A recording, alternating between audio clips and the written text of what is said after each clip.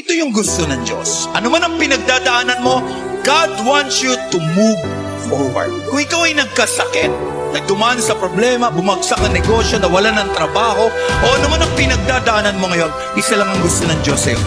Move forward. Naiintindihan ni Lord na nabibigatan ka. At kapag humihinto ka, naiintindihan ni Lord. Pero hindi niya na maiintindihan kung hindi ka natatayo.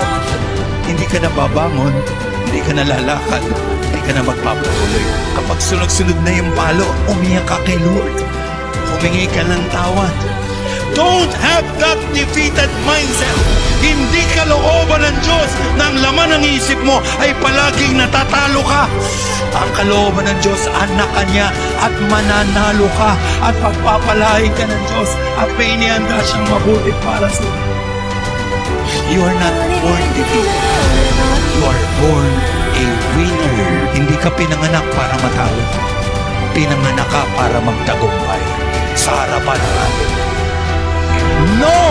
We are more than conquerors through Him. Lakas! Jesus Christ will love us.